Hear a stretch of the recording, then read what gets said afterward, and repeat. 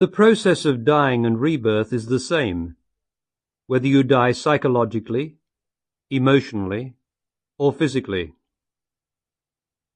Something dies within you. It is you, but it is not you. Your attention is focused on that within. You feel the dying. You don't see it, imagine it, or think about it.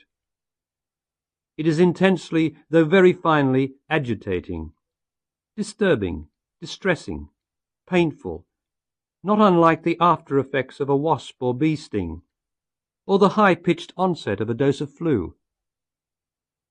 You watch without seeing, acutely aware as you endeavour to perceive, whether through the confusion of psychological death, through the pain of emotional death, or through the incredible, palpable blackness of physical death.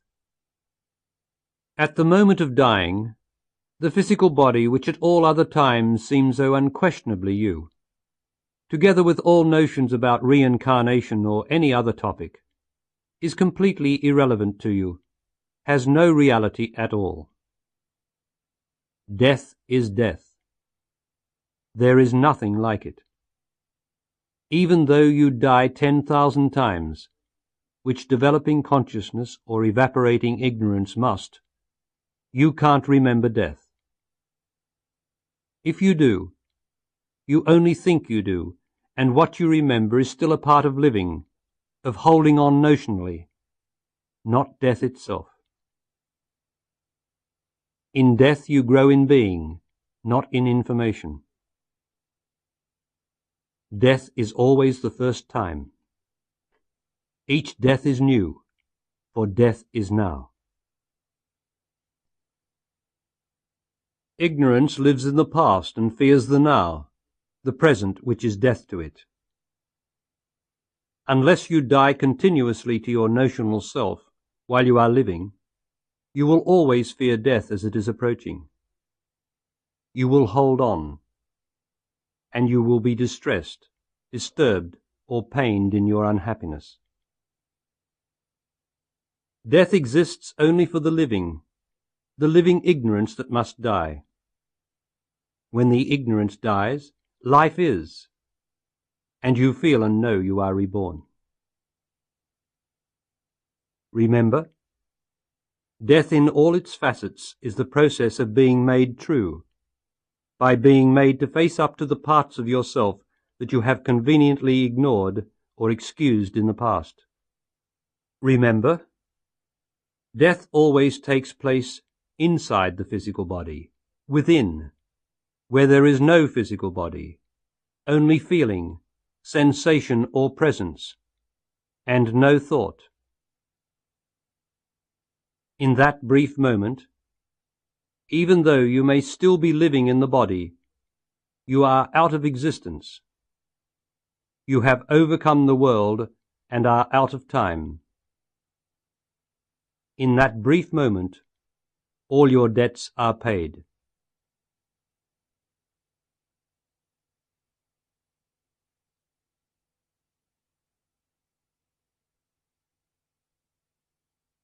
For reincarnation to have any meaning, there has to be a knowing self that continues from one life on earth, through death, to another life on earth.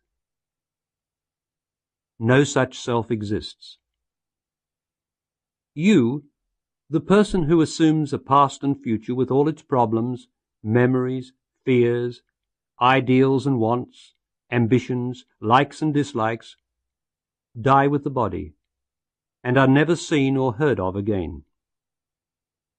Nevertheless, your awareness and presence, they are one and the same, survives physical death.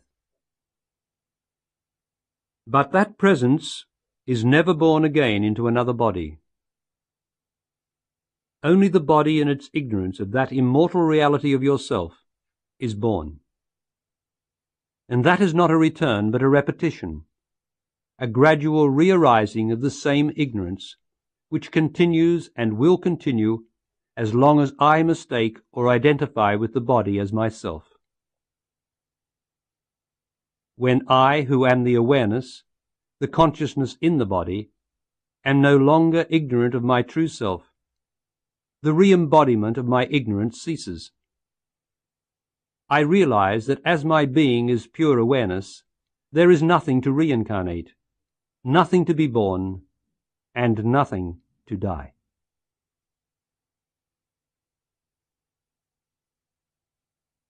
Ignorance begins with the notion, I am this body. It commences the moment my body is conceived in the womb. But the ignorance only starts to become personal, or painful, after this body is born, and I perceive other bodies or objects to be separate from it, separate from what I now regard as myself.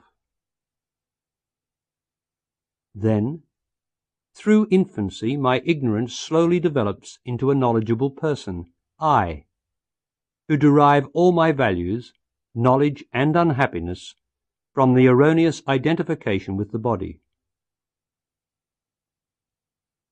Would you please test this for yourself? What is your problem, your deepest worry? It derives from your identification with the body, your person. Hence the person, because it has no awareness of its true self or presence, which is beyond problems and death, is ignorance personified. The person is the cause of all suffering. Yet the person, like all its problems and frustrations, is completely false, as unreal as the notion of the feathers of an elephant. Just as there can be no feathers of an elephant, apart from the frustrating notion of such a thing, there is no person, apart from the person's frustrating notion of himself or herself. The person is the illusion, the surmise, that grows out of the elephant, the body. Since the person is unreal, whatever the person conceives is as unreal and inevitably troublesome as itself. Consequently, everything personal in existence, being unreal, perishes.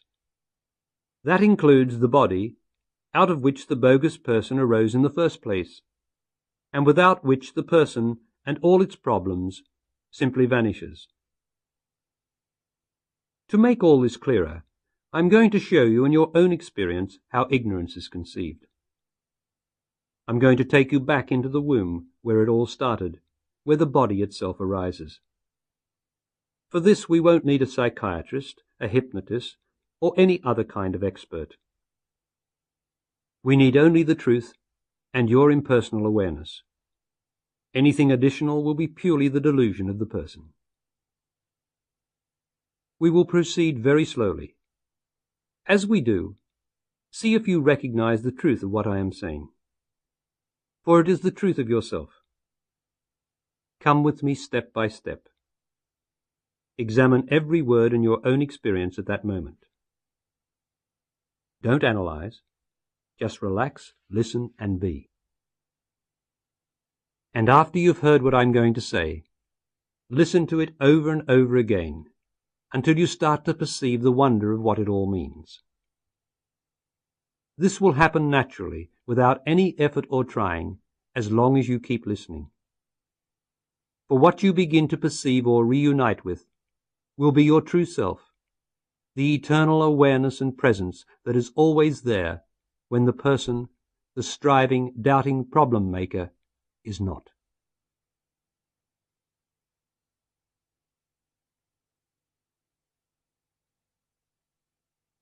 It is undeniable, is it not, that you are life?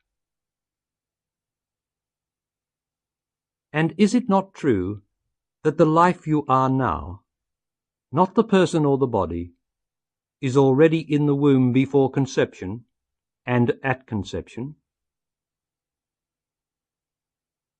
In other words, life in every instance before conception is in the womb. Without life, the womb cannot conceive. Life is always present before any form of life appears. Even today, you frequently have this experience of life before the body.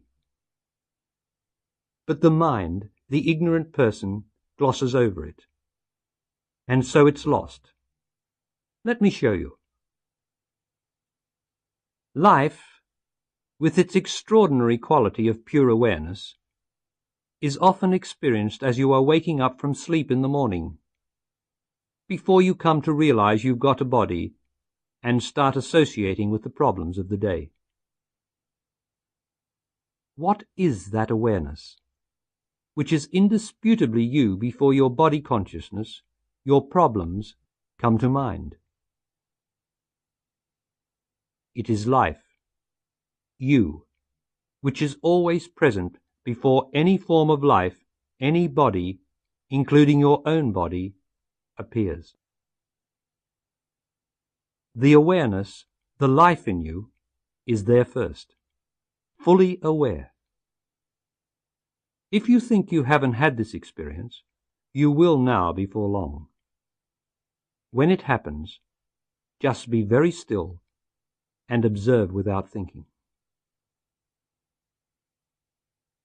Let me give you another example of yourself as pure life or awareness. This occurs when you wake up with a start out of a sound sleep, and for a split second don't know where you are or who you are. Yet you are acutely aware of being aware, extremely alert and present. There is no knowledge of any body or anything. Who or what is that awareness? That pure consciousness which is without knowledge or knowing, before experience rushes in.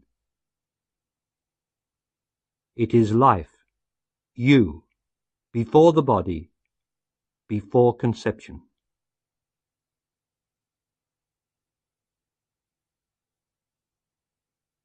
Where there is no life, there is no awareness, no waking up, no experience, and no conception. And where there is no conception, there is no body. You, life, are first, before conception, before the body, and before the idea of the body's form. In short, before you come to your senses. This life, this awareness and presence which you are, now, behind the concept of your body, is your being. Or more simply, life is being behind the body. Without realizing it, you spend half your life in the fullness and completeness of this state, in dreamless sleep. Dreamless sleep, when you are your true self without any body or person, is the most consistently perfect thing in your life. Each day you seek it and look forward to it with unfailing relish.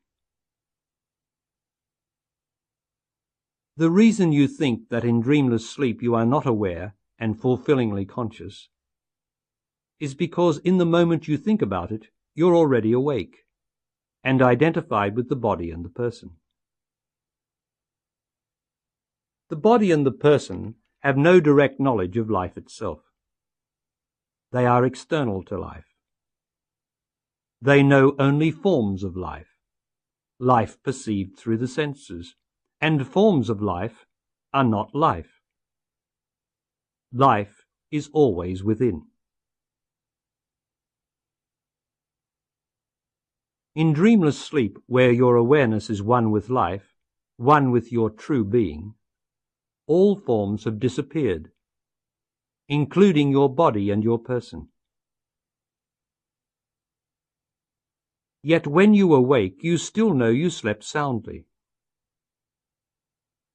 How do you know you slept soundly, if there is no awareness of being in that state? The answer, of course, is that you do know, don't you? It is knowledge without form, pure knowledge.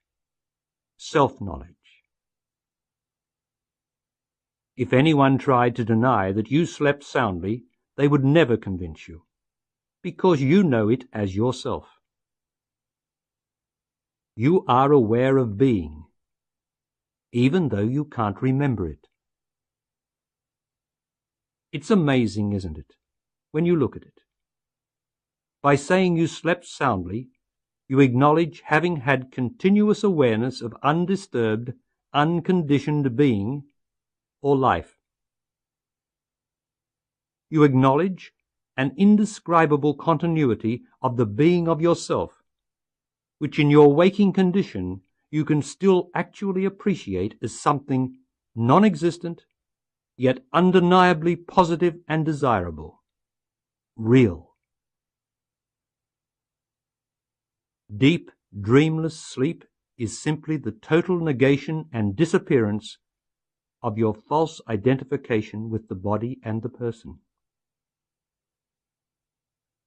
You then recover or return to your natural awareness of the presence of life, your true self or being, as you were before conception in the womb.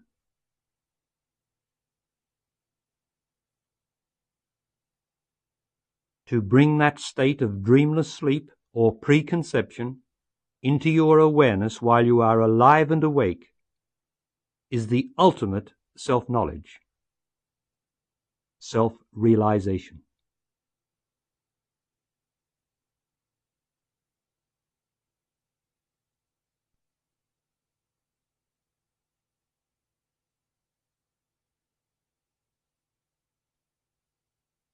The word conception, or to conceive, as you probably have noticed, has two apparently different meanings. One is to receive or be pregnant with a baby or embryo physical body. The other is to receive or be pregnant with an idea or notion. By you and I now looking at the conception of the body in the womb, we can see for ourselves how the two meanings, the physical and the abstract, actually describe what happens at the instant of conception. The body is the initial object through which life comes into existence. This occurs at the moment of conception in the womb. The question is, who or what conceives the body? The womb doesn't conceive. Conception merely occurs in the womb. So who or what conceives the body? Life does. You, life, the being behind the womb, conceive your own body and your own existence. You do this in the womb, or through the womb where all life originates, by identifying with the first potentially complete human form, a fertilized egg, that enters your awareness. This fertilized egg or embryo you receive, conceive, and give life to by perceiving through its incipient senses of feeling. The effect is much the same as today when you can look at a totally lifeless photograph of someone you love, and by identifying with the photo, experience your love of the person through it, although clearly the image has no life outside yourself, outside of what you are giving it. So in the womb you provide the embryo with your beingness, by conceiving it as the feeling of yourself. And at the same time you give it life and identity, by conceiving it as I, your notion of yourself as that feeling. This is the fundamental error of human existence. From this all error, all ignorance arises. The body you have assumed in the womb, and the equally false notion that I am this body are now gestating, that is, swelling and growing as forms of life, forms of yourself, which are not yourself. Fertilization, the bond or union of male and female matter, is the magnet that draws unlimited life and being into limited individual existence. Whereas previously your awareness was endless, undisturbed being or bliss without object or subject, there is now the body object and I the subject. Existence has begun for you. From now on, that form and its existence are your life.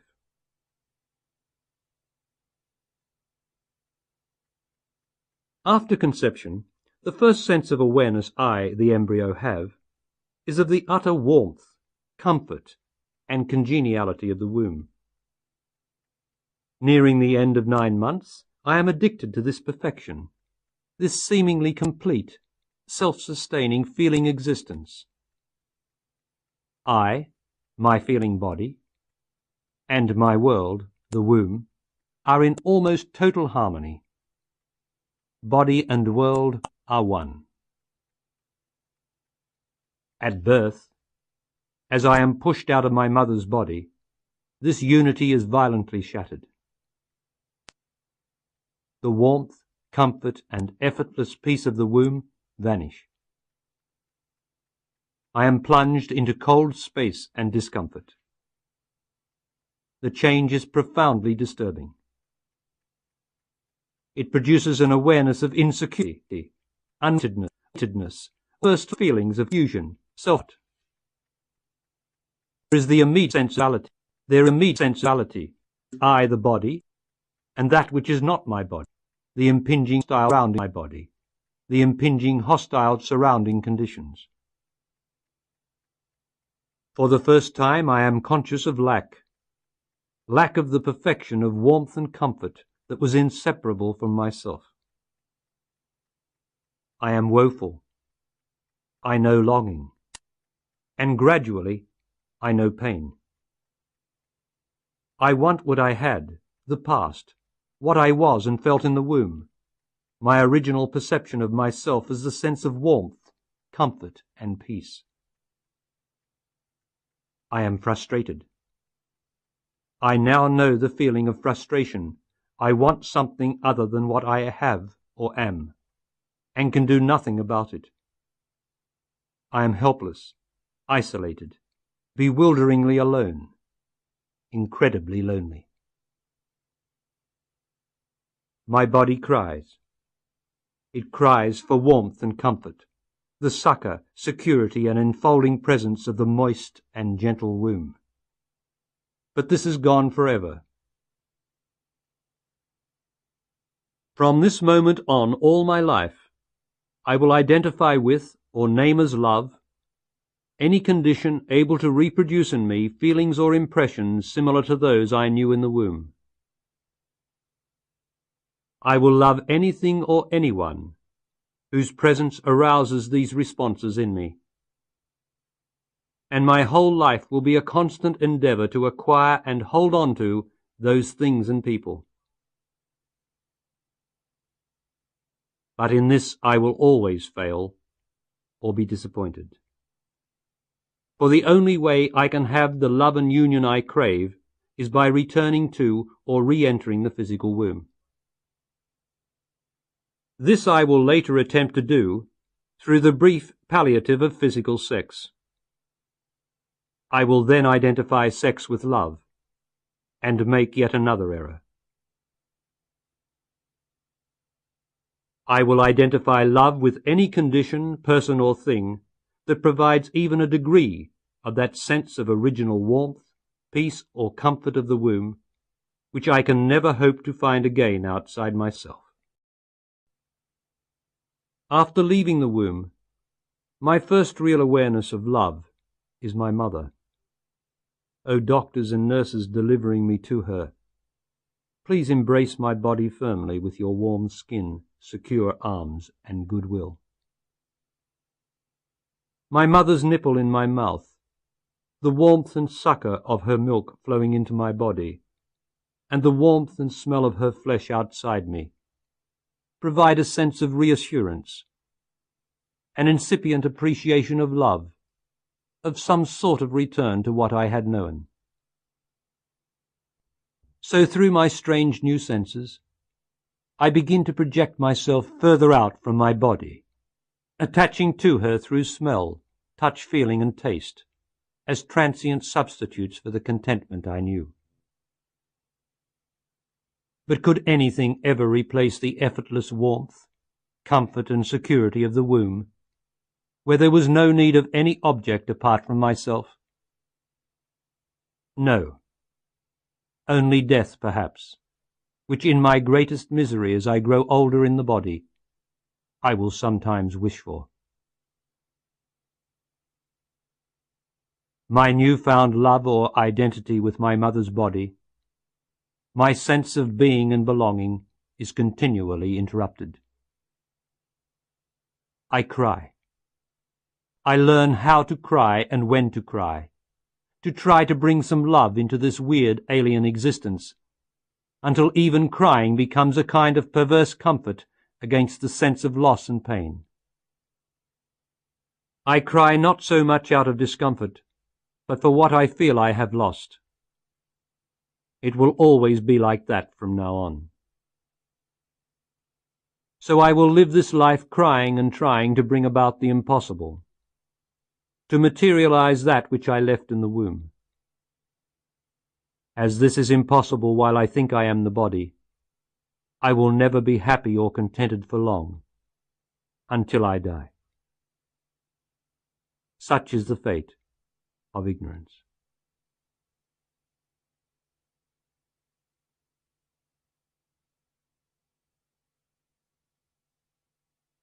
This tape ends here. You will notice how little you can recall of what you've heard. This is because the truth cannot be remembered. It has to be discovered new every moment. I suggest you play the tape over and over. Don't try to work it out. The truth is energetic, not just words. All you have to do to receive it is listen, as often as you can.